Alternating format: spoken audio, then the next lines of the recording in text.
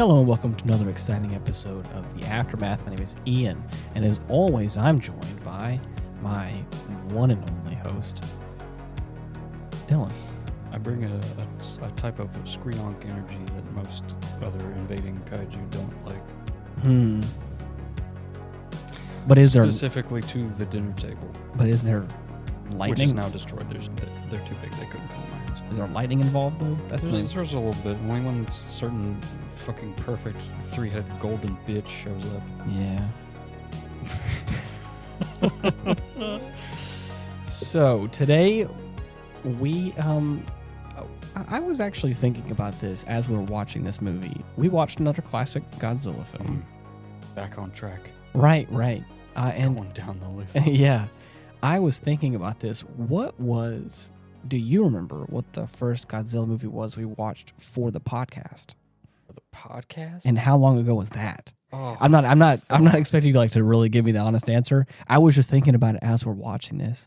I was like, I know at this point we've watched a handful of the classic Godzilla one.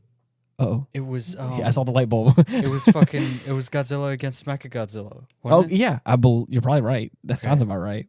It's been a while since we've seen I can't some remember. of them. Anyways, anyone who's probably been a strong listener of the podcast probably knows. But those of you with strong ears, but I was girthy curious. lobes. Whoa! Don't. That's a little. What are you talking about? I'm talking about ear strength here. I know. You gotta look like Dumbo if you want to listen to our podcast. Don't call people out like that. I ain't naming names, motherfucker. You know who you are. So basically, like I said, as I was watching this, I was like, we've watched a pretty fair amount of a decent chunk of a lot of Godzilla movies for the podcast, and this one was an interesting one. It was fucking wacky. It was Godzilla versus King Ghidorah, and you said this isn't the first iteration of Ghidorah. No, he shows up in Invasion of the Astro Monster. Okay, as Monster Zero. And that's his first appearance? Yes. So would this be his second appearance? Or he's been around for a little bit? It would be his fourth. Really? I want to say. Interesting, okay. Because he shows up in Astro Monster. Right. Then Godzilla vs. Gigan. And then in Destroy All Monsters. I'm pretty sure that's all he's got in the Showa era. Interesting. Well, what a brilliant design. Yeah. It looks really cool. Mm-hmm. I cannot, I love describing him just by looks alone. He is a three-headed, perfect golden dragon. Yeah. I mean, what more can you say? He breathes lightning. Who literally spits lightning. It's ridiculous. I mean, it's pretty cool. Yeah. It's, he's got two tails. Mm-hmm. It's a little hard to call him a dragon because he's got no arms. He's got no arms. Yeah. So he's kind of he's a three-headed golden wyvern. Yeah. I guess if you want to be. It just doesn't sound as No, cool. it doesn't sound as cool. I mean, but it gets the point across. Right. Any layman that doesn't understand what a wyvern is, you look at it and go, it's a dragon. Right. You know. But anyways, to really sell the fact that he's got these big ass wings, super cool. He gets air. And as far as one of the main bad guys of Godzilla, it's a really cool look. He's right up there, dude. That's like his main rival aside from Gigan, I feel. Right. God yeah. Damn. Yeah, it's really cool. It just reminds me how much I love Gigan. Oh gosh. You just showed me a meme before the podcast started and those of you who have been keeping up with the daily news will know that Gigan has been found shot in Miami. Oh man, it has the lower third scroll like a news right, like a fucking broadcast, news. like a what is it called? Breaking news, right? And it's him lean back on some guys. He's got three dudes carrying him so great into some sort of building. You can only assume it looks like it's great EMTs. I love it. But anyways, in this film, the only thing that I found questionable that I was like, Oh, you mean besides everything? What's number one on your list right now? The origin of King Ghidorah. I thought it was going to be so much cooler than that. Nah, son, he's a bunch of fucking space rats put together. He's a bunch of wombats all merged. Oh, what are they called? Dorats. Dorats. Sorry, close enough. They're like these little biogenetic engineered creatures meant to be the perfect pets, even though they look like reptilian monstrosities. It's apparently they can like telepathically understand the feelings of humans, which is why they're like perfect pets, is because they always know how to act around people, which I guess is kind of cool, but I mean at the same time kind of creepy. I don't need to buy biogenetic rat to feel what I'm feeling. The first time we see him, one of the main characters like walks into this time machine, like a cockpit of a ship or something, and one of them like flies out into her face. It's like and like, oh, I'm sorry, did they scare you? It's like, oh yeah, what are you talking about? The fuck is that? Yeah. The crazy thing is like because it happens so fast and the way they flutter around, it looked like a real bat. Yeah, so you're going inside this like super high tech ship, and as you're walking in there, it feels like it's infested with bats, and you're like, bro, whoops, sorry, I haven't played in a while. Just imagine it's like this. I think the reason why I'm more upset about it is because I didn't put 2 and 2 together until far too late, until it was handed to me. So these critters are like introduced as these like pets, and like whenever you see them, like they kind of have like a scaly body. Right. They have like these bat-like wings, green hair. Yeah, and they have a green hair and like this kind of like teddy bear like face kind of or whatever. It's a little weird looking, and they can probably if you're fangs. They have sharp fangs. If you're but they have like. I'll get there in a second. They look awful. If you're cupping your 2 hands together like you're trying to drink water, I'm pretty sure it could fit inside, like firmly, and it's probably about a few inches tall. Just to put things into perspective. But whenever you look at them, I think another reason why I didn't put 2 and 2 together is because they have like a snout, like a cat or a dog. I'm saying they look nothing like a dragon. Exactly. And so this is what I'm saying is that to make to summarize a lot that we'll probably get to in a second. Yeah, we didn't even elaborate on the fucking time machine. There is a nuclear bomb that is dropped on an island that they are a part of. Yeah. Which then flash forward many years in the future. Yeah, this is back in during World War II, 1944. Yes. Flash forward, and they have all somehow, the 3 of them have melded together into one super monster that is really cool looking. And you're like, now how the hell? How the fuck did that happen? The second that whenever you see what Godzilla looked like before this happened, it would make sense. It's like, oh, he's a big ass fucking dinosaur. Right. Of course, that way he would turn into that. Right. But then you see these awful little gremlin-like creatures. The reason why I think I was so upset by it was, like I was saying, I didn't realize they were like the linchpin of this thing until like they were being dropped off in the grass and being left back in the past to then be like nuclear transformed or whatever. To be radiated. And then as it was happening, I was like, no. Don't tell me. And Dylan's just laughing. And he's like, what? What's wrong, Ian? And I was like, you son of a bitch. I thought this would be old hat for him by now. It's like, oh, of course this is what's going to happen. But no, I didn't see it. It throws haymaker after haymaker. I didn't see it. And the poor bastard's unprepared every time. If it was a pole, I would have hit it. Just, you know what I mean? Like, I didn't notice. You're the guy that says "ow" after walking into a bar. Yeah, exactly. There you go. Oh my God.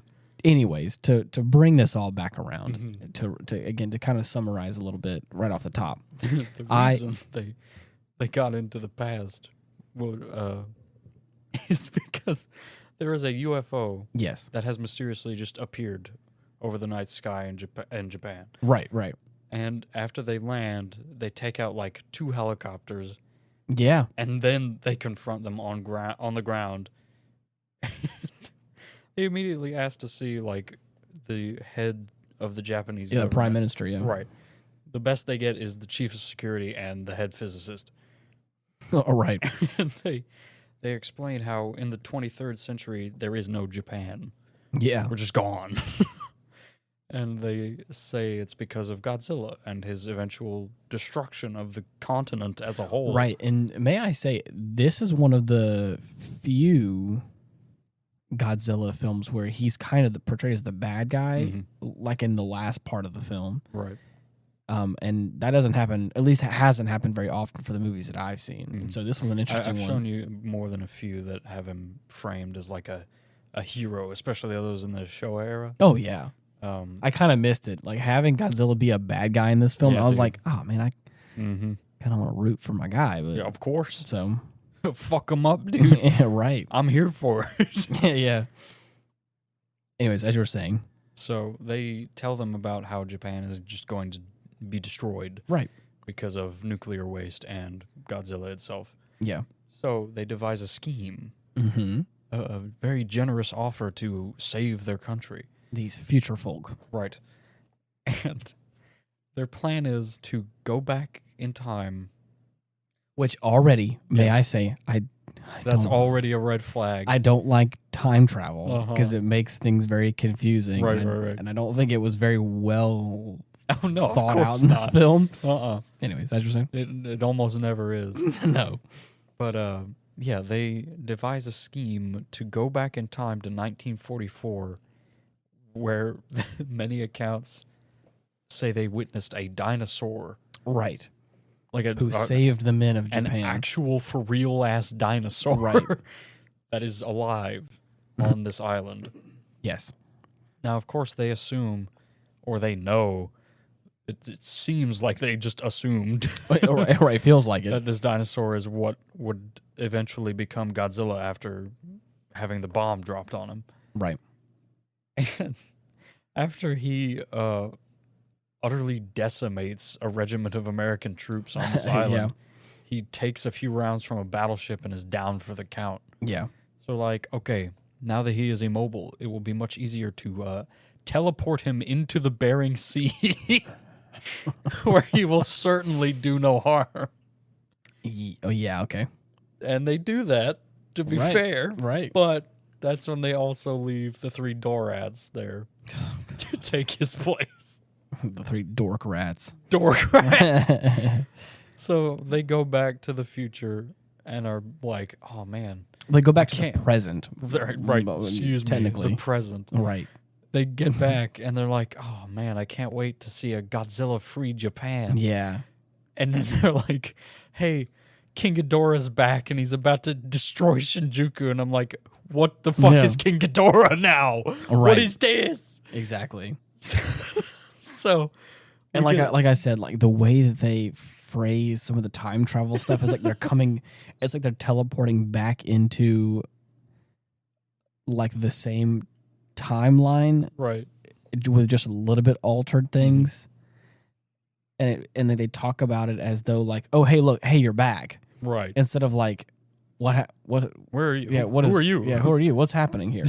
Yeah. As if like they, I don't know, like so again with time travel stuff, it gets really finicky, and I'm like, oh gosh, please no time travel. But yeah, it's a very big factor of this this movie. Oh yeah. So we get some nice establishing shots of our new boy. Oh yeah, the king, quote unquote, of the Ghidorahs. The self-proclaimed king. Right. And this dude is wrecking house. Right. And we find out that the future folk are, I don't actually know what their real, do they have like real names? No, I don't think. Okay, cool. I was just going to keep up with the future folk joke. Who cares? They're assholes. Yeah, right. They have control over King Ghidorah. Well, I guess better yet, they can control the Dorats, right? Which is again if you've been listening, that's what turned into King Ghidorah. Right. Yeah. So it makes sense that they now can control the monster, and are now using him as leverage. Yes. To destroy Japan except for Tokyo. Right. And then rebuild it from scratch in their image. So the psych moment is that the future folk are actually there to destroy Japan. Right. Because they got too big in the future. So they came back to the past and lied about Godzilla tearing down all of Japan and Tokyo and leaving a nuclear waste and all that kind of stuff. They lied about all that because that's our job. actually that's actually the plan that they came back there to do. So it's like, man, way to just like hide in plain sight. Yeah. Which I'm like, not gonna lie, that's pretty well done. But future people are never trustworthy. No. Especially guys in like the weird suits like they were. They kind of felt a little. No, that's like bigwig businessman. Yeah. He may as well have had a cigar in his mouth. He felt a little scummy. Yeah. So, yeah.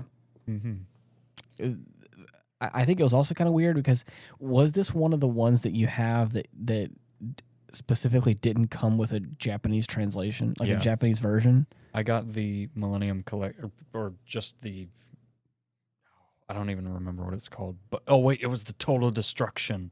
Okay. Like collection. And volumes 1 and 2 have a lot of the Heisei stuff and almost all of the Millennium films, including like even some of the Rebirth of Mothra movies. Yeah. But I don't know what it is or how to do it, but they are default, like with the English dub, and I do not know how to change it. But may I say, oh my god, it is just as atrocious. It is weird. Yes, you can expect. It's hilarious. Some of the lines, some of the voice actors, I don't think did an awful job. Oh no, it's not bad. It's stellar by comparison. But there was a few. There was a couple of characters that I was like, yikes. You did not. That hurts my ears. Yeah, that was bad. Stop. I love that. I love the weird nod to Spielberg in there. Yeah. Which I was like, all right, but like the voice actors for those scenes, like you can tell that they are.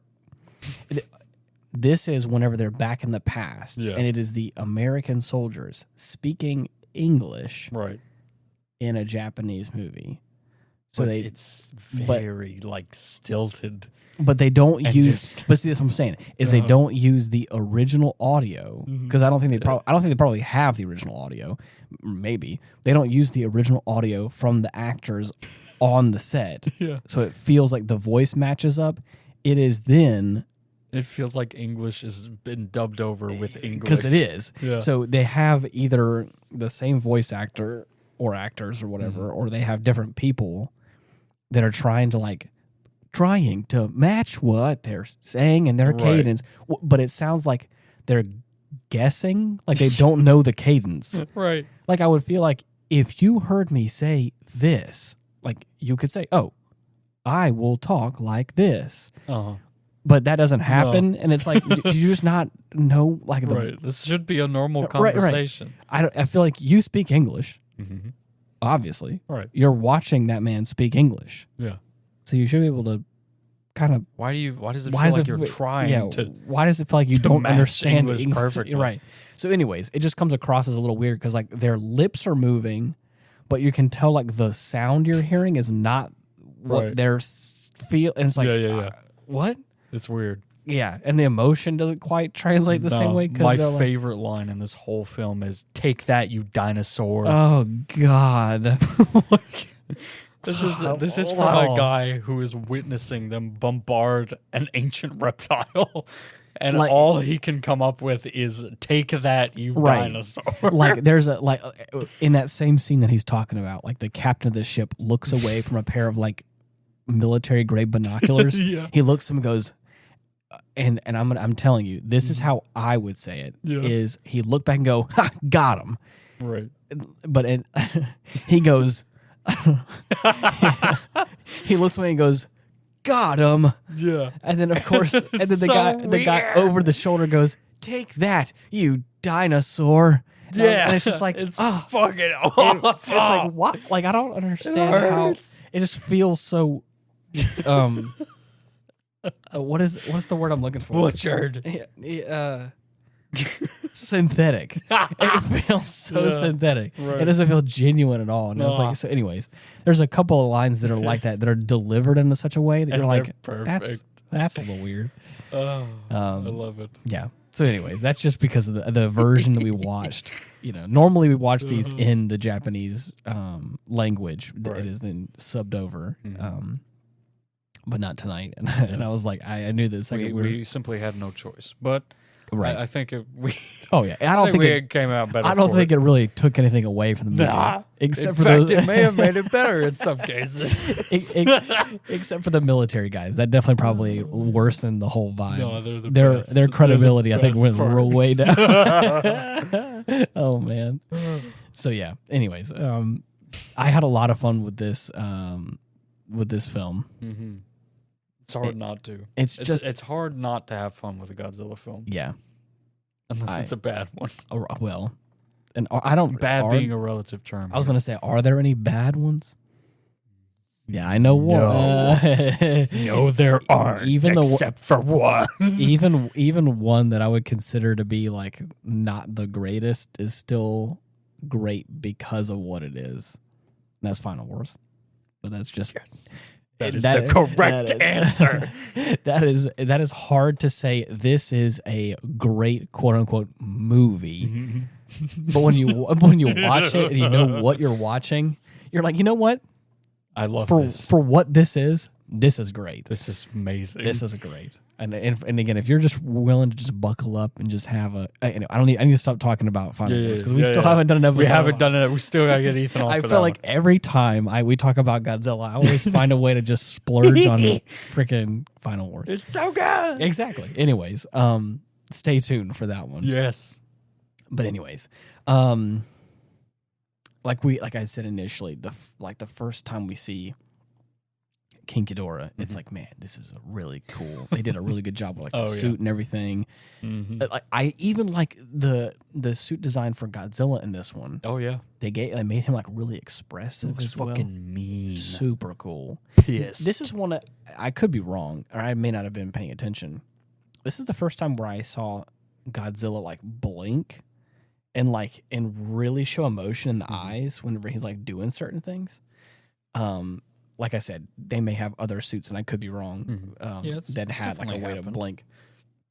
But this one specifically, there was a couple times where he was coming out of the water. He was like looking around, and then, he was like blinking and like doing certain things, and like his, the sides of his mouth, like whenever like a dog like shows his teeth, or what do they call that? Whenever he's like baring his fangs. So there's a couple of times where, like the sides of his like mouth would kind of move up and down, and it just felt like there's a lot of wrinkly nose. There's like a lot of like intricate things that were going on in the face that I feel like older suits didn't quite have. So he was like, I was paying attention to more of that because they had some really good close ups of him like doing some like little motions, and I was like, it feels a little more genuine from like a suit or puppeteering perspective. High quality. Right. Super good. This one came out in 1991. Oh, that is prime era. Yeah. Holy shit. And it feels like 91. I'll be honest, it reminds me of, well, no, yeah, I guess it would still fit because I mean that like just coming out of the 80s, because it feels like an 80s film to me. Yeah, I can see that. But man, it's something else, right? If I can critique something about this one, choose your next words carefully, boy. Time travel. Okay, yeah, that's fine. Go ahead. Man, it was just, man, it just was, at some points it was awful. It was a little hard. The funny thing is, there's a point in time, for those of you who don't know, there is kind of a rhythm to how a Godzilla movie works. Right. There's a rhythm to how all music works, how all movies works. That's just the way how humans are wired. The way how it do be. Humans like patterns. Right. Humans like routines. It's just the way it is. Yeah. And so with a lot of Godzilla films, they kind of follow a similar pattern. Sometimes they vary. They do their own thing. It's not always the same. But generally, there's like some sort of introduction, some sort of like, where is he now? Or like, is he coming to be? Right. As well as like some sort of like human plot line to kind of get the characters involved.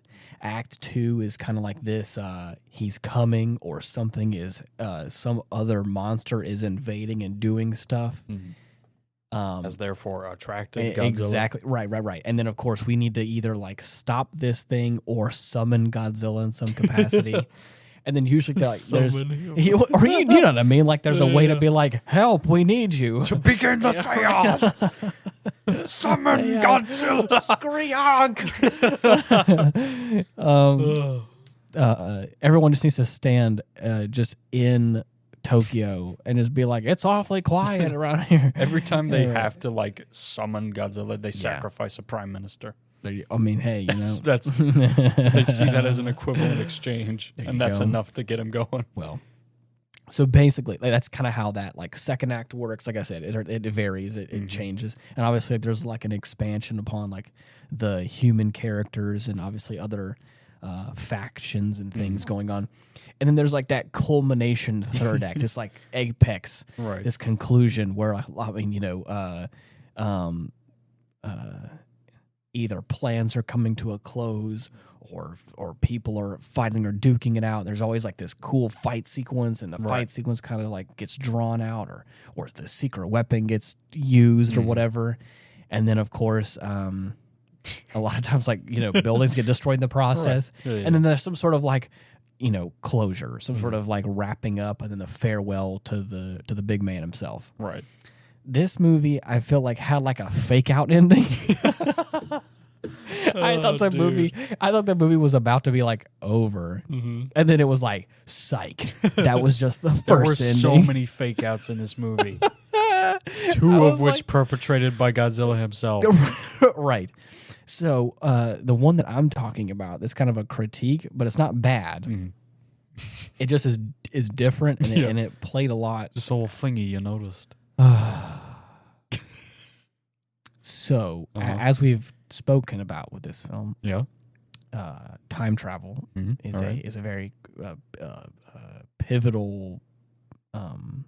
What's the word? Like a pivotal piece of this film, a cornerstone. A cornerstone of this film. And so the future folk come. There's the whole subvertive plan we're talking about. Right. They go back in the past to observe if they think the dinosaur is Godzilla. Everyone then is like, for sure. That's totally Godzilla. That is totally a premature Godzilla. Yeah.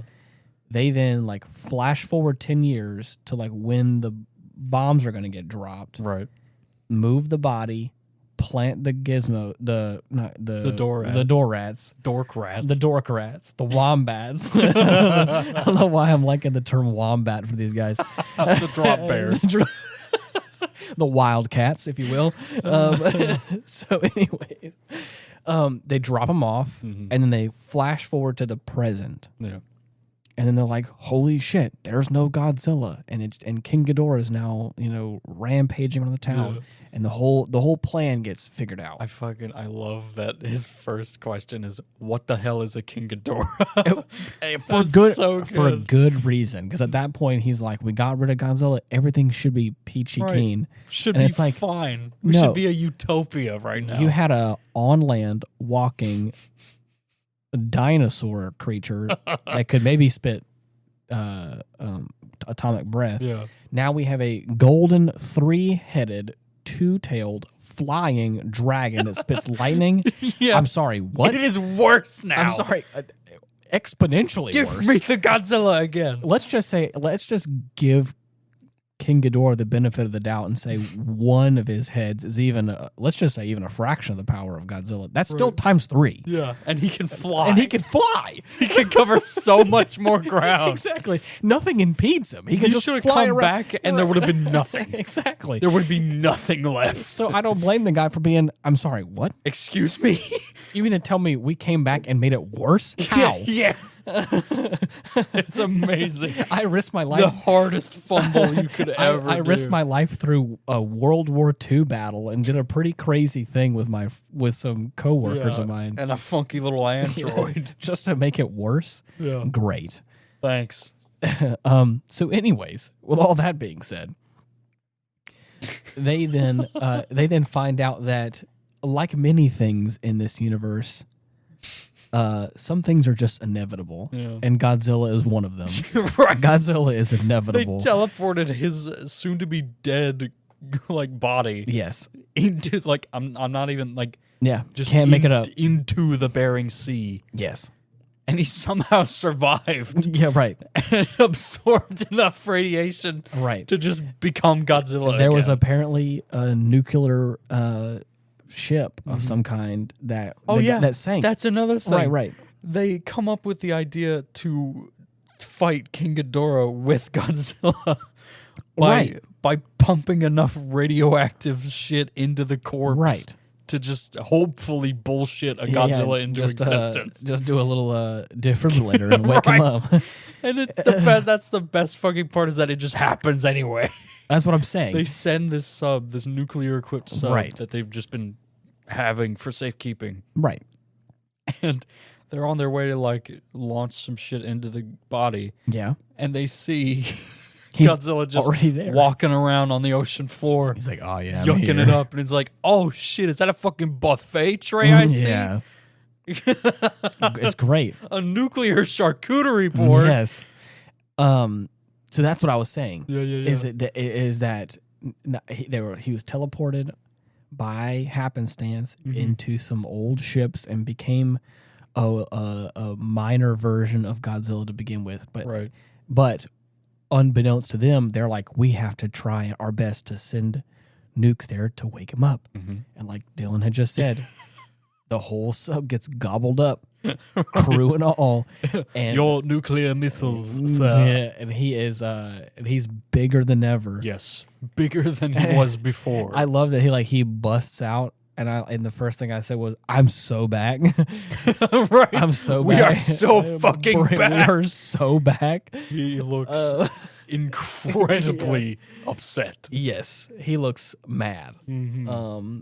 But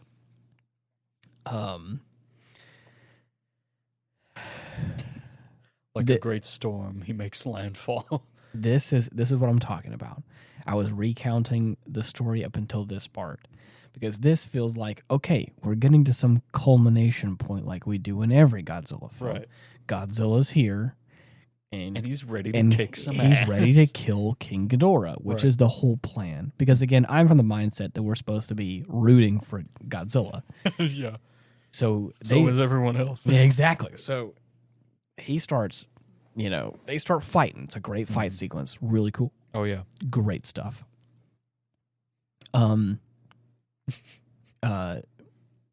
There's some sabotage that goes on, so King Ghidorah can't get remotely controlled anymore. Yeah, he has a fucking brain aneurysm and falls over on the ground. Right, and then gets absolutely stomped. Oh yeah, Godzilla grabs him by both tails, bruh, and is just Hulk smashing him into the just fucking smashing ground. him. And there was one time at the end of the fight, King Ghidorah's on his back, reeling. Yeah. After Godzilla has thrown him to the wayside. Yes. And he starts to get up, and Godzilla is he just fires a quick beam at his neck of the middle head and is decapitated. And to be honest, it was kind of visceral. Yeah, for that shit snaps. For like a Godzilla film, if we're talking out of universe, practical effects here. Yeah.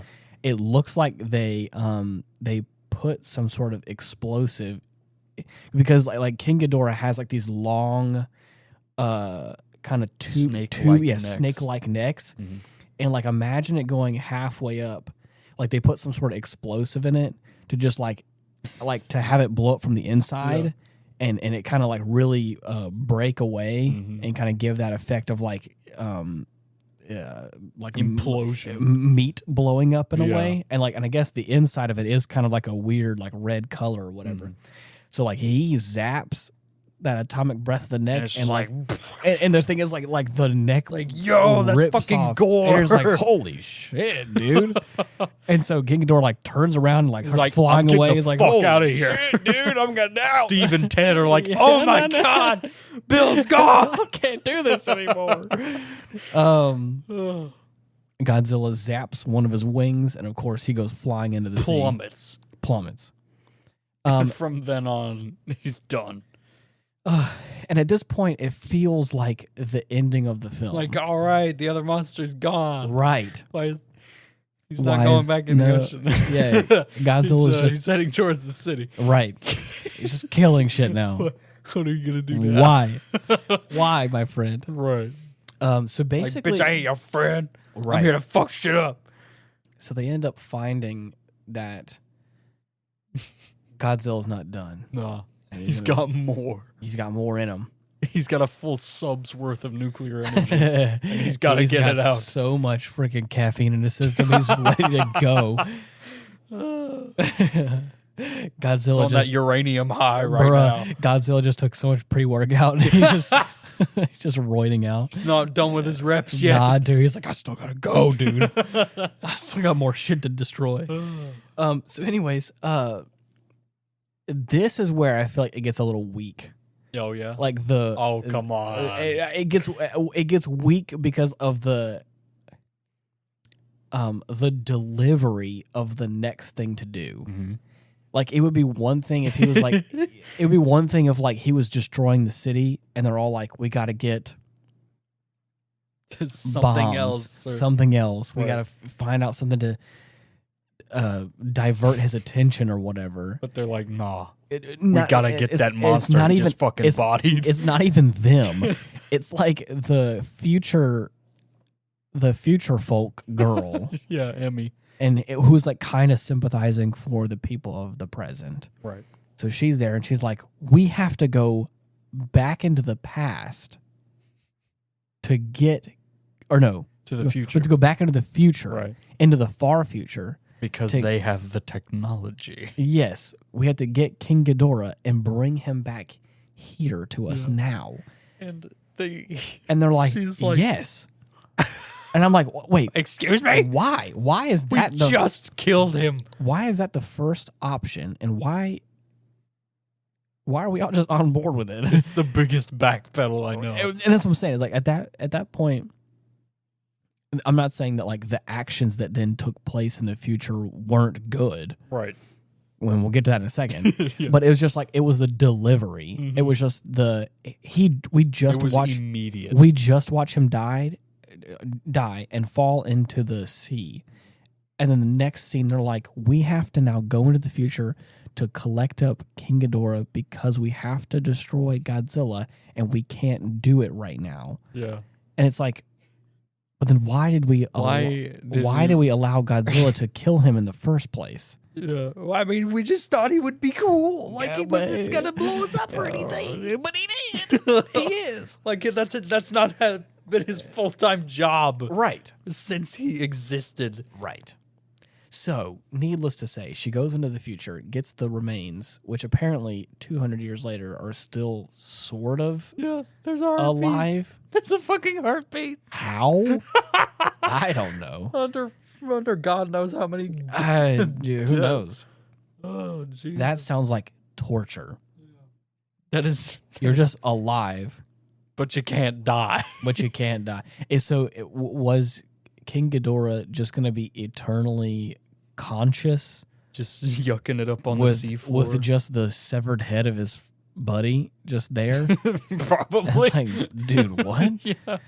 So, anyways, They mechanize him. they mechanize him, And we get Mecha King Ghidorah. which is pretty cool. He's one of my favorites. It's pretty cool. Yeah. And the fact that like the center head is now controlled by, what was her name? Emmy. Mm-hmm. The sympathizer. The like I future said. Goyle. Yes. And she comes to blows with the big G. Right. And like I was saying, the fight sequences super cool. Right. This part of the film super fun. Mm-hmm. But I was like, I just like felt like the delivery, and I like the fact we had to do more time travel to get there. I was like, dude, like, okay. what are we doing? What are we? Come on. We're watching a Godzilla movie. It just I know, and I'm not criticizing it, and like the fact that I was like, this broke my immersion of the film or anything. I was sitting here and I was like, come on, guys, because it just felt like the fact that they were gonna like kill Godzilla now. I was like, are they just gonna be like, okay, now we have to go back into the past to now resurrect Godzilla because now we have this Mecha King Ghidorah that we have to deal with. Right. You know what I mean? It just felt like when will this vicious cycle end? You just keep killing them and resurrecting them just because you can. Right. Because you have time travel. Exactly. Anyways, as you were saying, The most malpractice I can think of. you're just like letting them just suffer underneath the water for hundreds of years.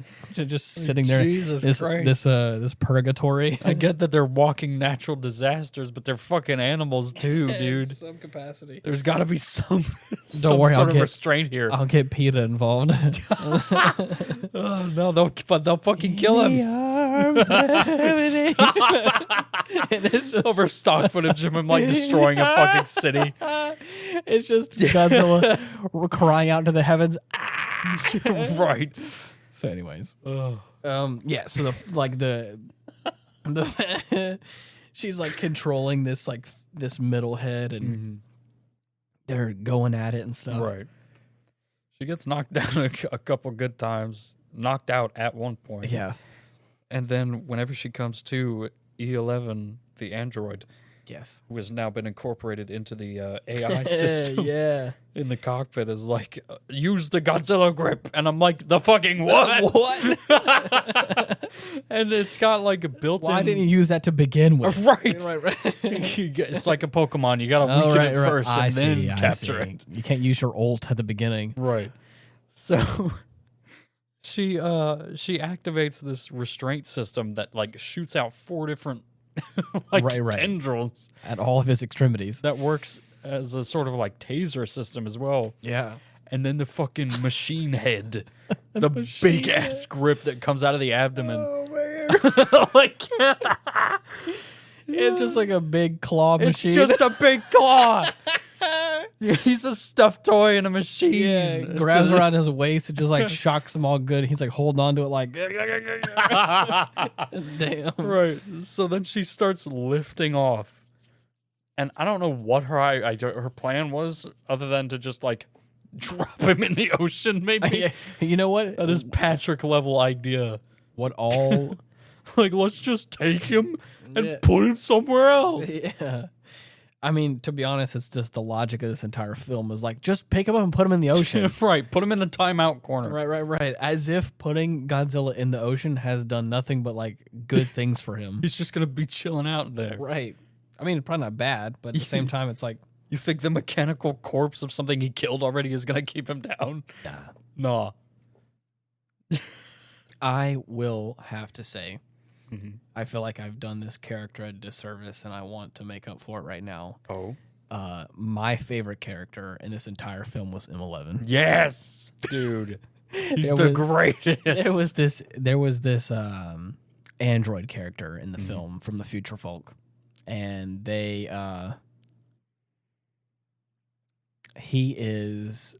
actor portrays him very well as like pretty stoic, like Yeah. pretty just like emotionless in a way, but like every now and but then. every now and then he like has this He'll little get this little personality, shit-eating grin. and it's so good. It's amazing. And at first, like whenever he's kind of against the protagonists, you're like, oh man, he's actually That sucks, and also is kind of terrifying. yeah, because he's like a pseudo Terminator. Right. So you You He's already like a Terminator if he could like jump really high and or fly yeah, and has super speed. right. It's terrifying. It's terrifying. And there's a certain point in time where Emmy is able like to change out his GameCube discs in his head. Puts the Emmy discs in Right, there. right. Puts the green discs instead of the red discs in there. So now he's a good guy. Right. Green And so- means good. Yeah, green means good. You put and it's they're literally for anybody who's seen them, little GameCube discs. Yeah. Like they're like micro CDs or whatever. So she puts in like 2 of them, and I'm like, she puts his ear back in, and it just go doodle doodle doodle doodle. Oh yeah, it's the fucking startup Wong. sequence. A little GameCube startup sequence, and she goes, "Are you okay?" And he's like, "Yes." And I was like, "Perfect, love it." Thank you. So, anyways, I had a lot of fun with that character. Super cool. Oh yeah. Ever since he got his discs changed out, he was a lot more fun because he's like Best character in the whole movie. he's so great. He's like because we get to see him in this kind of terrifying presence to begin with, where he's like the Terminator in some way. Unstoppable. There is a moment whenever she changed up the discs, makes him a good guy, but I don't think really fully relays that to like the main protagonist guy. Yeah. And he's just like in his flat. He's like in his home or whatever. Yeah, the shot like he gets a Right, phone yeah. call. He's on the phone, He's just like like running talking up the stairs, and Yeah. then you see him on the horizon. unfocused in the background, Right, he standing just in his goes- yard. He's like just points at him and just like does the whole like, come here. I'm like, And okay, yeah, right. But the thing is, his response, 100% what I would do as well. Yeah. He just like points, says, "Come here," and the guy's like, "Yeah, I think I gotta go I'm gonna now." have to call you back. Because it's so true. Yeah. You're just like, I'm not gonna say no to that. Yeah, no. What But am I gonna but do? the thing is, he's on the good side now. So it's like, Right. oh, it's actually not bad. But definitely have no like, fear. I would be terrified. Yeah. I'd be shitting myself. It's like, oh no, not the android pointing at me and telling me to come here. That's not good. No, I think my favorite bit or my favorite scene with him is whenever he's like fighting off the guards in the ship, and he's got them down to like 4 dudes. He takes cover behind one of the, for all intents and purposes, I'm just gonna call it a computer. It's like a server tower. Yeah, and they maneuver around the thing to try and like cut off any escape attempt, Oh god. and they can't find him. So he's up on top of the damn thing, and he's like, "Here I am," and then he just fucking shoots all of them. Oh man, it's so good because the laser pistols are like laser pointers. Right? Yeah. So it feels pretty accurate to how like a laser weapon would probably work in real life, knowing that like light doesn't work like how like lasers do in like Right. Star Wars, where Yeah, like yeah. the bolt like travels out of the weapon like a projectile. Mhm. So it feels more natural that they would work like a beam Yeah. that's like actually like hurting people. Uh-huh. But like it feels like he's playing a game of laser tag. That's exactly what it is. So he's on top of this like computer tower, like 6 feet in the air, and then he just goes, "Here I am," and then he just goes like, and he just like with a smile oh, on his man, face, murdering these folks. This just shit-eating grin. And Yeah. I was like, "Bruh, that is so This good." is the greatest character in I any love Godzilla it. film. Oh man, especially because he's like pseudo indestructible. You're Right. like, dude, what the hell? You can't even You stop can't. him if you wanted to. And then he gets integrated inside King Ghidorah, and I'm like, man, He's you- even more I was like, unstoppable. dude, this character has gone from like, oh man, oh shit, I gotta clean myself up now. That was funny. He just keeps escalating. Yeah. He's like, he goes from like a really cool badass bad character, It's like just a upgrade after badass upgrade. good guy character, to now he's like the innards of like King Ghidorah, Mecha King Ghidorah. Yeah. Super cool. And that's what I said. That's what I meant to say. I was like, Yeah. I gave this character a disservice by not mentioning him earlier. It's okay. We've given him his due diligence now. Our Oh, debt is man. paid. Yeah. So, anyways. Holy shit. Okay, so now that all that's out the way, Yeah. is there anything else you want to tackle? I have some things here I want to talk about before I move on. I want to make sure you don't have anything else you want to tiptoe on. No, I think I'm I'm gonna think of something later. Oh, that's like okay. after the Okay. episode's over, but I can't think of anything now. So here are some fun alternate titles for this film. Yes, this is my favorite part. I forgot about these. Yeah. There is one for Germany called Godzilla, Duel of the Megasaurians. Don't know what that Duel of means. the Megasaurians. Megasaurians. Jesus Christ. Brazil was Godzilla against the evil monster. So, you know. I mean, that could be any of them. Yeah, Godzilla contra o monstro del mal. I'm definitely butchering Brazilian or Portuguese. Sorry, so don't. I'm sure they'll Yeah, be correcting you eventually. Yes, and then there's a whole bunch of Godzilla against King Ghidorah. But the next one that is really nice is Argentina. Oh boy! And in their language, it is La Guerra de los Dinosaurios. What does that translate to? It translates to the War of the Dinosaurs. Yo! Holy shit! So that's kind of cool. Who the fuck in Argentina is gonna think King Ghidorah is a dinosaur? And then Hong Kong had one that was War Dragon Godzilla. Whoa! Yeah. That's amazing. And then, of course, the last one is India with Godzilla versus King Monster. That's just Godzilla versus himself. Right, exactly. So, yeah, that was holy shit, dude. that was fun. So I had to God. Yeah. What a fun time. I'm trying to see. There's some other little things here that I was going to look at. Which one of those do you want to use to title this episode? Oh, I don't know. I like King Monster. King Monster's pretty good. It's Or so Right. that's so weird. Yeah. Wait, where is the... Oh, shit, I lost it. Oh, no. Don't lose Oh, it. here we go. Okay. I like War Dragon Godzilla. That I'm going to. That's so That's a good fucking one. cool. Oh, he is a war dragon. Duel of the Megasaurians. I don't know what that means, but... Oh, yeah. So anyways. it's like a genus of animal. Yeah. Megasaurian. The Megasaurian. Oh. Let's see. Where was the... Hold on.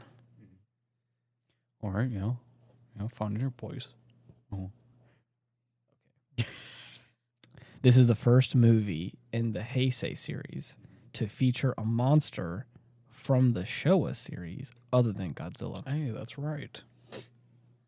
The one before this was Godzilla versus Biollante. Interesting. Mm-hmm.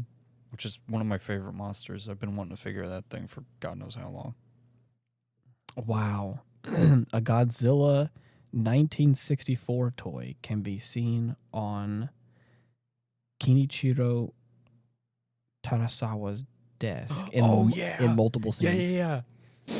That's interesting. Mm-hmm. What During- a fucking fanboy. During the scene where Emmy is reprogramming M11,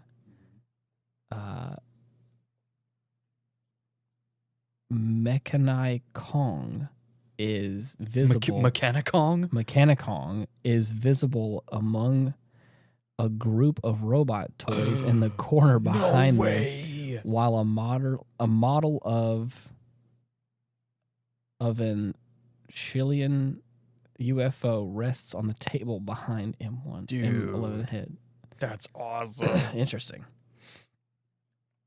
There's some fun stuff here. Yeah. Godzilla versus King Ghidorah is the first of 3 Godzilla films to reuse a shot from the 1975 Toho film Conflagration of an oil refinery explosion. Oh. Followed by Godzilla against Mechagodzilla and Godzilla Final Wars. Oh, damn. In this instance, King Ghidorah's gravity beams were added to the shot. That's what they were called. Gravity beams. Wow. That's crazy. Oh. So, yeah. Should also be noted, this is my favorite design for King Ghidorah. It's a super cool design. Mm-hmm. I fucking love the way he looks in this movie. Super cool. Oh gosh, Mechanic Kong. I just now looked at like a. Oh god. It reminds me of that one shot of Kong just holding up a rock behind him. It's just about to Just to conk him out. Yeah. Damn. That's so good. Wow. A poster for the 1981 Toho film Imperial Navy hangs on the wall of Masukichi Ramen Shop. Oh, wow. Interesting. So, yeah, just a couple little fun facts there for us. Yeah. I remember I was able to find a video of the behind the scenes, like, set work. How they had, like, all the pyrotechnics ready, like, in the city for some shots whenever the suits were just flying over shit. Yeah. I love that stuff. I need to see if I can find those again. Man, there was, for me as a kid, there was nothing like watching, like, the behind the scenes of films. Mm-hmm. I was so intrigued by how films were made, as well as, like, acting in them when I was younger. I had the prequel trilogy of Star Wars films on DVD, and I had like the full extended editions or the limited editions, whatever it was that had all of the like commentary stuff as well as like all the background stuff. There was like a full like 2 or 3 hours worth of like behind the scenes stuff for each of like the prequel films, and I tell you, I probably watched that the same amount, if not more than probably the original film itself. Damn. Like the making of the film, like how they did all the kind of like, you know, monster design or the creatures or the aliens or lightsaber stuff. And especially like the whole, like the training and like the choreography for the Duel of Fates stuff with like Darth Maul. So I was like, I watched all that stuff and was like, this is so cool. And I love it. So, anyways.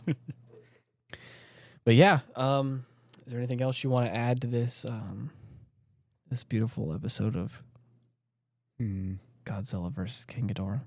Why don't you give me your thoughts on the recent little foray we had with Wario? Oh, wow. Wario is an interesting character. Yeah. He's one of my favorites. He's a greedy little bastard. That's what it comes across as. So initially, we launched Wario Land 4. Wario Land 4 first. The best one, dude. And I, understanding who Wario is, how he's kind of like this like alternate version of Mario in some way. That's what like Wario Land 4 felt like. Yeah. It felt like an offbeat version of what like Mario is. Yeah.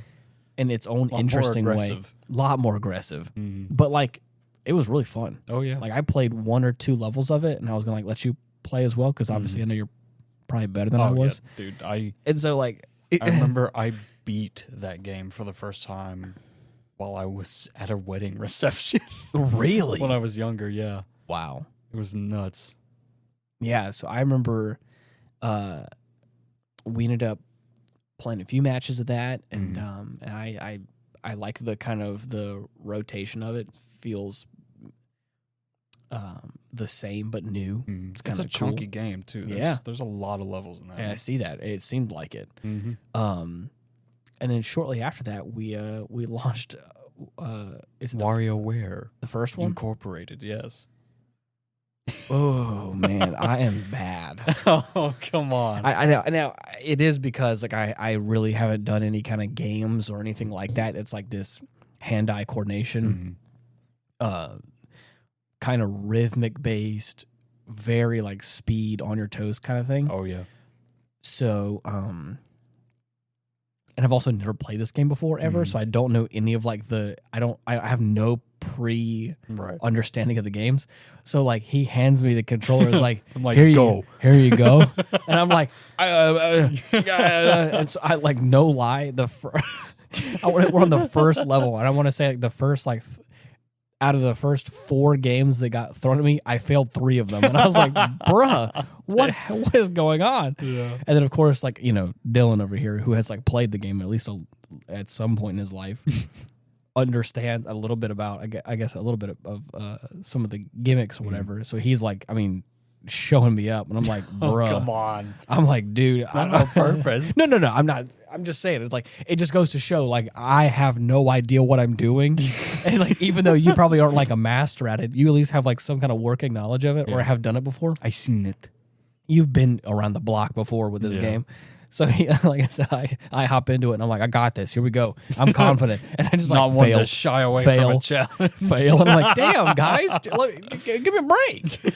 So, it still's fun though, and I can see it definitely getting more. I love the style, dude. Right. The look of it, the music. It's one of my favorite things.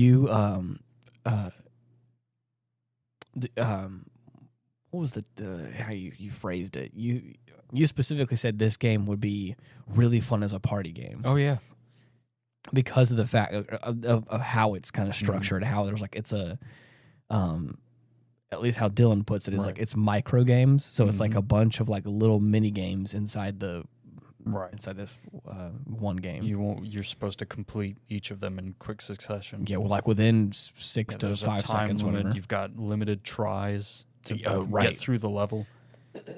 Exactly. And it really, there's a lot of stake involved there. Mm-hmm.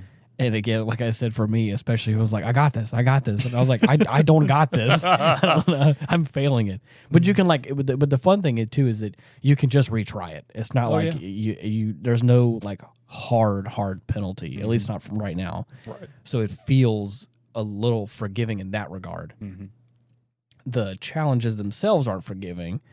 But the fact like you can just like wipe and go, all right, let's just do it trial again. And error. Exactly. Was fun. Mm-hmm. So I could definitely see passing the controller around and having people have some fun with that. Mm-hmm. So I got the new one too that came out on the Switch. Yeah. So it'll be. Oh, I forgot there was a new one. Yeah. Oh, yeah. Is that like the second iteration of it, or is there multiple in the series? There's a few more. I think the last one before that came out on the 3DS. Oh, wow. Okay. I wonder.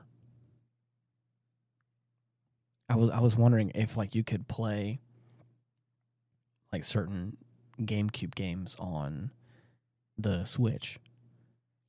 Because I think they have like a recreation like GameCube controller that you can like a wireless one that we could just like pass around. I don't know actually. It's kind of cool. That would be cool. Just have, because at that point it could really be a party game. You just have one GameCube controller is wireless and just like passing it around. Here you go. Yeah, right. Good luck. That'd be neat. Oh, you also decided to give your first Pokemon game a try. Oh, man, yeah. Pokemon Emerald. The short-lived tale of Gregory. Gregory. Oh man, God rest his soul. Man, there are sometimes I literally just say the first thing that comes to my mind when it comes to like naming things or doing stuff, and I have no idea where that came from. But like we started off the game, and we didn't even really get into it, and it asked me what my name was, and I just said Gregory, and he was like, "Is it going to be like Craig with like a O-R-Y on it, or are you gonna do like a Gregory with a C? And I was like, you know what? I didn't really think about it until you asked, but it looks like there's two different spellings, you know. Exactly, right. But it looks like I can only fit Gregory with a C, so that's what we went with. Yeah. You want to go ahead and tell him what I named my? No. Yeah. So he decided to go with Torchic. Yeah. To save Professor Bitch. Yeah, and it's Professor Bitch. Named the little bastard Firefuck. There was enough space for an ER there. You could have totally named it Firefucker. I mean, you're right, but at that point, that's a little too aggressive for me. So it's okay. Yeah. So, anyways, it was a lot of fun. The Game Boy attachment crashed. I don't know what happened on with the that. GameCube. It said it was disconnected somehow, even though it it's on there just fine. Right. But we ended up having to cut it off because it just wouldn't. And of work. course, like true modern gamers who just have everything auto saved and have multiple quick saves. I forgot to save. I forgot to save. Didn't even think Because about it was like at the beginning of the game, and we were still I had definitely like, done enough though. We're like, I could probably have saved. leveled up a few times, but I mean, we'll get back to it eventually. Oh yeah. Don't want to leave that just sitting there. Right. I do like to think though that is the end of Gregory though. Like that was his. We'll have to sire a new a new lead character. He tried his best to find that lady, that girl, and just could never find Couldn't her. do it. Died trying. Too weak. Got lost in the weeds. And died. Forever lost in the weeds. Oh man. So anyways.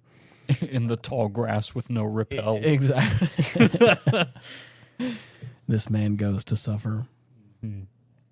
Well, thank you so much for listening to this most momentous episode of this show. The rambling rampage that you know and love us for. Love it. And or hate us for. I mean, I hope you don't hate us. Bah. But at the same time, you know what? Give us a hate listen. Yeah. For anybody out there who's looking to give us some suggestions or want to talk to us or whatever like that, we have a Linktree /Ian Wolf, which should give you all the social media platforms and all the other platforms this wonderful podcast is on. Or you can just type in Aftermath on all of them as well, and you should be able to find us. No big deal. Yeah. Or alternatively, if you go deep sea fishing in the Bering Straits, you will definitely find it amidst some wreckage down there. But you better be careful because it's radioactive. We'll be fine. We're always fine. You, however, may want to bring a hazmat suit of some sort. Yeah, you definitely. It needs to be in its own container at a certain distance away. Right. Also, if you they're hard to come by, but if you go by an Android and you open up his core, like in his side of his head, there is definitely an extra Game Boy disc that has all of the episodes on it. So slap it in the cube, and there we will be. And there it is. But until next time, thank you so much for listening. See you. Bye-bye.